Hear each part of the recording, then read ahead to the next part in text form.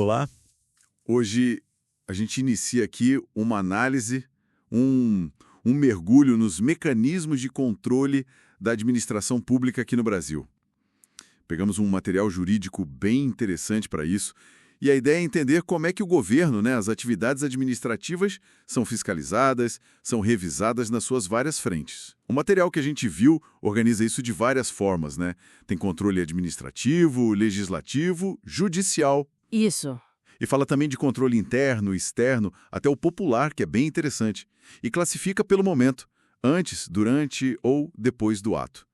Vamos tentar desembrunhar isso tudo. Exatamente. A ideia central, e aqui citando José dos Santos Carvalho Filho, um nome importante na área, é que o controle, esse conjunto de ferramentas, jurídicas e administrativas, para fiscalizar, para revisar a atividade administrativa, não importa a esfera de poder. Uhum. Isso é, a base para a gente poder falar em responsabilização dos agentes públicos, Fundamental. Faz todo sentido.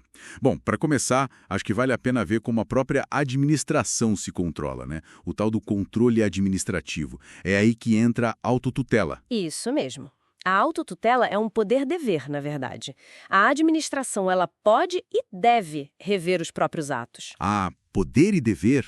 Interessante. Sim, tanto para anular algo que nasceu ilegal, contrário à lei, quanto para revogar um ato que, até era legal, mas deixou de ser conveniente, deixou de ser oportuno para o interesse público. Entendi. Tipo, a situação mudou e aquela decisão já não faz mais sentido. Exato. Claro, tem um limite importante. Sempre respeitar os direitos adquiridos. Não dá para sair revogando tudo e prejudicando quem agiu de boa fé baseado no ato anterior. A súmula 473 do STF, que você mencionou, é um pilar para entender isso. Certo.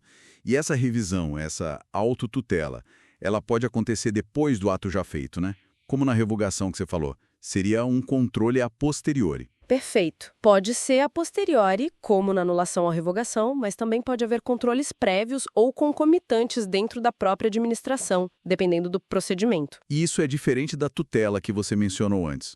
Às vezes confunde um pouco. Sim, é bem diferente e é crucial não misturar. A tutela, que também chamam de controle finalístico às vezes, é o controle que a administração direta, pensa em União, estados, municípios, faz sobre as entidades da administração indireta. Tipo as autarquias, fundações, empresas públicas que eles criaram. Exatamente essas. O ponto-chave aqui é que não existe hierarquia direta como existe dentro de um mesmo órgão, Entre um chefe e um subordinado. A relação é de vinculação. Vinculação. Isso. A entidade indireta tem autonomia, mas está vinculada à administração direta para cumprir as finalidades para que foi criada. Então, a tutela é essa fiscalização para ver se a entidade não está desviando dos seus objetivos legais. É um controle mais de finalidade, de legalidade também, mas não de mérito como na hierarquia. Entendi. Menos mão na massa do que a hierarquia, mais um acompanhamento para ver se está no caminho certo. Boa analogia. E dentro desse controle administrativo mais amplo, temos também instrumentos importantes como o direito de petição, que qualquer um tem para provocar a administração, e os recursos administrativos. Ah, os recursos. Aqueles que a gente entra quando não concorda com uma decisão. Isso. Podem ser hierárquicos próprios, quando você recorre para uma autoridade superior dentro do mesmo órgão, ou hierárquicos impróprios, que é uma situação mais específica, quando a lei permite recorrer para uma autoridade de outro órgão. Certo. Bom, saindo um pouco da esfera interna da própria administração, vamos para o controle judicial. Esse sempre gera muita discussão, Como é que o judiciário pode controlar os atos do executivo ou do legislativo quando agem administrativamente? O controle judicial é exercido, claro, pelo Poder Judiciário. Mas ele não age de ofício por conta própria na maioria das vezes. Ele precisa ser provocado. Provocado como? Por meio das ações judiciais adequadas. A gente tem um mandado de segurança, que é muito conhecido, para proteger direito líquido e certo. Tem a ação popular, a ação civil pública para proteger interesses coletivos, difusos e outras ações comuns também. E o que o judiciário faz quando ele é provocado? Ele pode anular o ato da administração? Pode. O poder-dever do judiciário é justamente analisar se o ato administrativo violou a lei, a Constituição. Se ele encontrar uma ilegalidade, uma ilegitimidade, ele deve anular esse ato. É um controle de legalidade bem forte. Mas, e aí vem a pergunta de sempre. Até onde vai esse controle? O juiz pode dizer que a decisão do administrador, sei lá, de construir uma ponte aqui e não ali, foi uma decisão ruim. Ele pode julgar o mérito? Aí é que mora o X da questão. Em regra, não. O controle judicial clássico, tradicional, se limita à análise da legalidade e da legitimidade. Ele verifica se o ato seguiu a forma prevista em lei, se a autoridade era competente, se o motivo e o objeto são lícitos, se a finalidade foi o interesse público. Certo. Agora, o mérito administrativo, aquela escolha que a lei deixa para o gestor fazer, baseada em critérios de conveniência, de oportunidade, o que é melhor para o interesse público naquele momento, isso, em princípio, o judiciário não revisa. Por quê? Qual a justificativa para isso? A ideia é a separação dos poderes, né? A função de administrar, de escolher os melhores caminhos dentro da lei, é tipicamente do executivo. Se o judiciário começasse a substituir o administrador em todas as decisões de mérito, ele estaria administrando e não julgando. Faz sentido. Mas essa linha entre legalidade e mérito não é meio tênue às vezes? Muito tênue. E é aqui que o debate fica mais intenso hoje em dia. Conceitos como razoabilidade, proporcionalidade, moralidade, eficiência, eles acabam permitindo que o judiciário, ao analisar a legalidade, encoste um pouco mais na análise do mérito, sabe? Para verificar se a decisão administrativa não foi absurda, desproporcional. Mas, teoricamente, a regra geral ainda é controle de legalidade, sim, invasão no mérito discricionário, não. Entendido. É uma fronteira delicada mesmo. Bom, e o terceiro poder? Como o legislativo entra nessa história de controle da administração? O controle legislativo é uma das funções essenciais do parlamento, além de legislar. Eles fiscalizam o executivo, principalmente. E como eles fazem isso na prática? De duas formas principais. Tem o controle político-administrativo direto, feito pelas próprias casas legislativas, Congresso Nacional, assembleias estaduais, câmaras municipais e suas comissões. Tipo, chamando o ministro para explicar alguma coisa. Ou as CPIs. Exatamente. A convocação de autoridades para prestar esclarecimentos, os pedidos de informação por escrito, a criação das comissões parlamentares de inquéritos, CPIs, para investigar fatos determinados. Tudo isso é controle direto do legislativo. E a outra forma? É o controle financeiro, que é feito com o auxílio fundamental dos tribunais de contas. No nível federal, o Tribunal de Contas da União, o TCU. O famoso TCU. Ele não é parte do judiciário, né? Nem do legislativo. Exatamente. Não, ele é um órgão técnica e administrativamente autônomo, mas que auxilia o Congresso Nacional no exercício do controle externo financeiro. A Constituição é bem clara nisso, lá nos artigos 70 e 71. E o que o TCU faz concretamente? Muita coisa.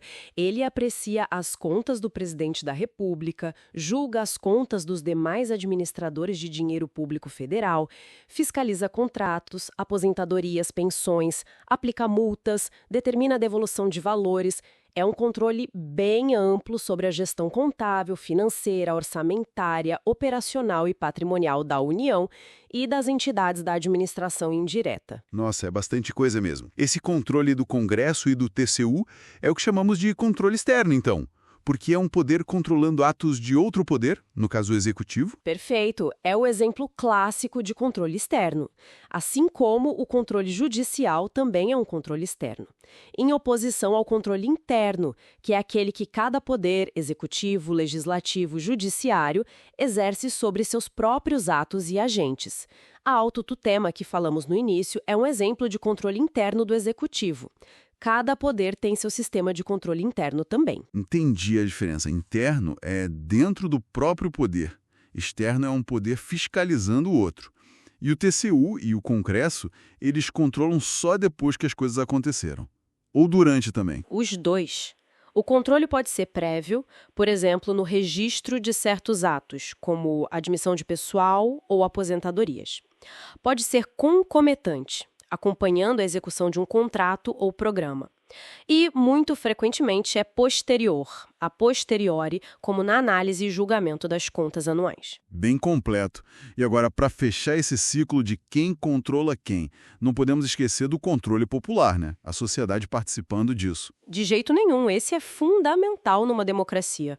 A Constituição Federal trouxe vários mecanismos para isso. Quais, por exemplo? Olha, o artigo 74, parágrafo 2º, diz que qualquer cidadão, partido político, associação ou sindicato é parte legítima para denunciar irregularidades ou ilegalidades perante o Tribunal de Contas da União.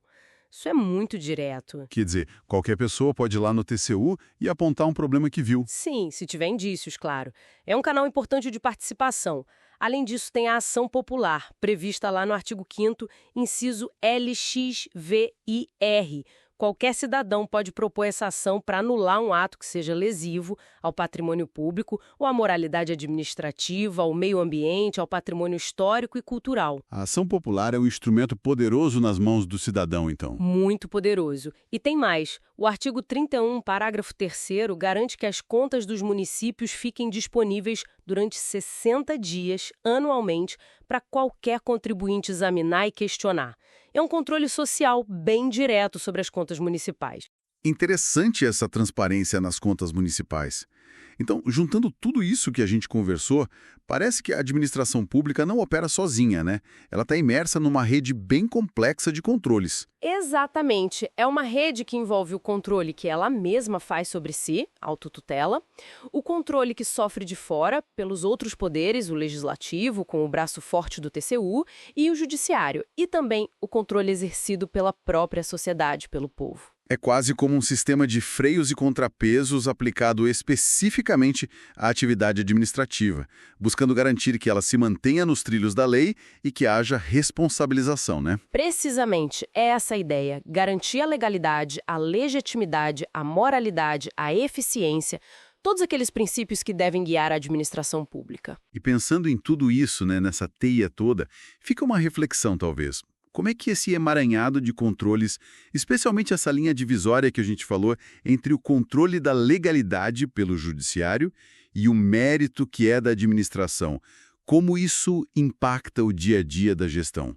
O equilíbrio entre ser eficiente, tomar decisões rápidas, e ao mesmo tempo tem que prestar contas, ter que seguir todos os ritos. Essa é a grande questão, né? É um equilíbrio muito delicado. De um lado, a gente precisa de uma gestão pública ágil, eficiente, que resolva os problemas da sociedade. Do outro, a gente precisa garantir que o dinheiro público seja bem usado, que as leis sejam cumpridas, que não haja abusos. É a tensão constante entre a eficiência e a accountability, a prestação de contas. E encontrar esse ponto ótimo onde os controles funcionam para garantir a responsabilidade sem engessar demais a administração é um desafio permanente. E acho que entender esses mecanismos, como eles se relacionam, é o primeiro passo para poder avaliar se eles estão funcionando bem na prática e também para que cada pessoa possa pensar no seu próprio papel nesse processo, né? Seja usando os instrumentos de controle popular, seja cobrando os órgãos de controle. É verdade. Fica aí a reflexão sobre como essa teoria toda se aplica na realidade e qual o papel ativo que a sociedade pode ter nisso tudo. Um tema complexo, mas essencial. Sem dúvida. Essencial para a cidadania.